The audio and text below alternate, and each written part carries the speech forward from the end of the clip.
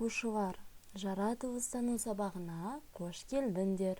Бүгінгі біздің сабағымыздың тақырыбы жылу өткізгіш деген не? Оқу мақсаттары. Жақсы, оқушылар, сабаққа дайынбыз ба? Көңіл күйлерің қалай? Оқушылар, қазір қол ұстасып тұрып, бір-бірімізге жақсы, жылы лебіздер білдірейікші. Жарайсыңдар оқушылар. Енді көңіл күйіміз көтерілді ма? Тамаша оқушылар. Енді сабағымызды жалғастырайық. Оқушылар, өткен сабақта қандай тақырыппен таныс болдық? Дұрыс, дыбыс бәсем боламы тақырыбын өткен едік. Оқушылар, енді өткен сабақты аралас, тоқта, қатып қал ойыны арқылы тексеретін боламын. Сендер араласып, әрқайсысы жұп тауып, тоқтап қалады және бір-біріне үй тапсырмасы бойынша сұрақтар қояды. Ал оқушылар, іске сәт. Жарайсыңдар оқушылар.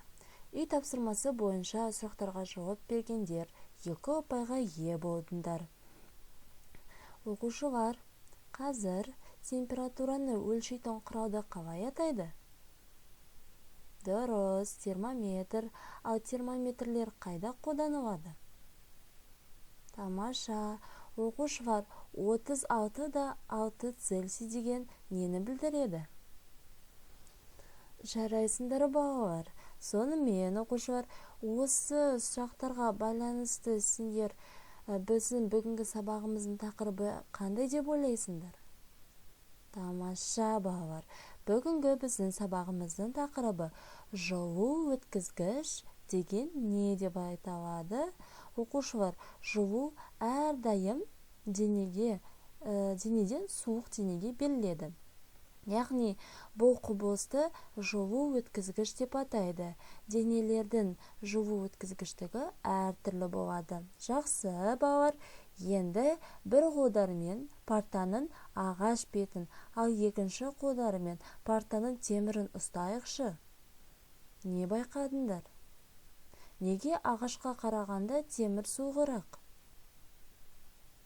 Дұрыс айтасыңдар балалар. Себебі ағашқа қарағанда темір өз бойындағы жылуын келесі денеге өткізе алады.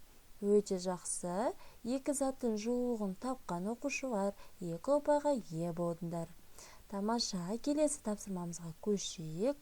Оқушылар, бөлмедегі денелердің қайсының температурасы басқа денелерден өзгеше деп ойлайсыңдар? Оның температурасы бөлме температурасымен теңесе ме? Жақсы. Теңесу үшін не істеу керек? Анықтаңдар. Тамаша балалар. Оқушылар, салқын жерде тұрған ыстық сусын қоршаған ортаға жылу бөліп шығарады. Сәлден кейін ол салқындайды, бірақ оның температурасы бөлме температурасынан төмен болмайды, себебі бөлмедегі денелердің температурасы бірдей болады.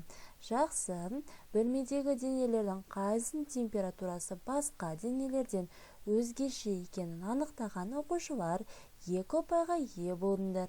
Тамаша. Ендеше, мынаны есімізде сақтап жүрейік.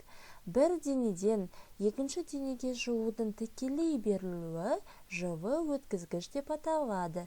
Жылуды нашар өткізетін денелерді жылу оқшау уағыштар дейді. Металдан жасалған бұйымдар жылуды жақсы өткізеді. Жақсы, келесі тапсырмамызға көшейік. Балалар, бәріміз мына суретке назарымызды аударайықшы. Бұл суретте біз нені көріп тұрмыз? Жарайсыңдар, екі суреттегі адам қалың киім киінгенін көріп тұрмыз. Неліктен? Кім айтады маған? Жарайсыңдар оқушылар. Өте жақсы. Суреттерді ажырата білген оқушылар 2 ұпайға ие болдыңдар. Тамаша. Ендеше келесі зерттеу жұмысымызға көшейік. Балалар, біз зерттеу жұмысын бастамас бұрын керек заттарды дайындап алайық. Бізге ермек саз, алюминий, ағаш, пластмасса, күміс қасықтар және қағаз қыстырғыштар қажет болады. Біз бұл зерттеу жұмысында қай дененің жылу өткізгіштігі жоғары екенін білетін боламыз. Ендеше оқушылар, іске сәт.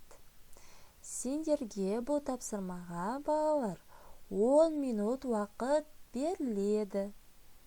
Ал іске сәт. Бірінші біз не істейміз бұл зерттеу жұмысында? Алдарына қойылған заттарды жылу өткізгіштігіне байланысты өсу ретімен болжап орналастырыңдар және жазыңдар. Жақсы. Келесі, әр қасықтың сабына ермексаз жапсырыңдар. Ермексазға қағаз қыстырғышты бекітіңдер. Қағаз қыстырғыш жапсырылған қасықтарды стақанға салыңдар. Жақсы. Жарайсыңдар. Енді стақанға ыстық су құйдыртып алыңдар. Дұрыс. Ыстық су құйдық. Енді ыстық су құйылғаннан кейін стаканға жоламай шеттен бақылау жүргізейікші. Тамаша. Жарайсыңдар. Қағаз қыстырғыштар қай қасықтан бастап түсетінін енді бақылайық. Тамаша. Енді жасаған зерттеу жұмыстарына қорытынды жасаңдар. Тамаша. Зерттеу жұмысын жүргізген оқушылар 2 ұпайға ие болдыңдар. Өте жақсы балалар.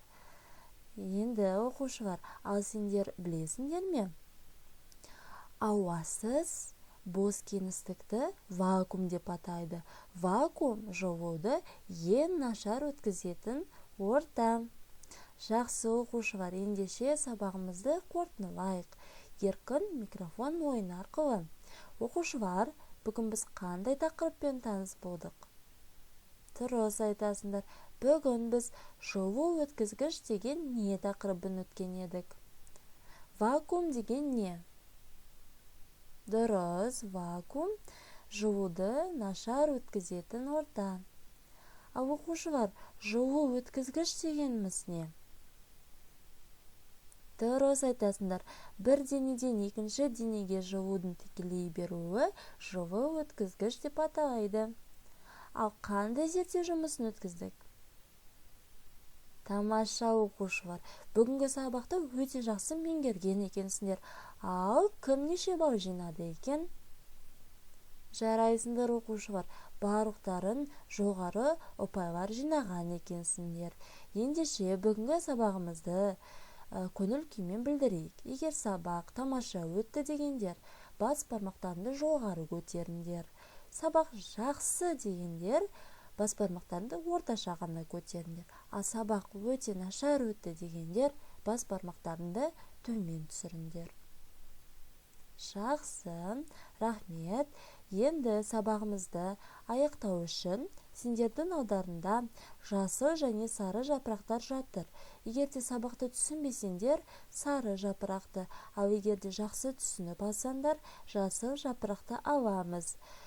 Балалар, жапырақтың артына есімдерімізді жазып, тақтадағы ағаштың суретіне жабыстырып қоямыз. Тамаша балалар, барлықтарың сабақты өте жақсы түсінген екенсіңдер.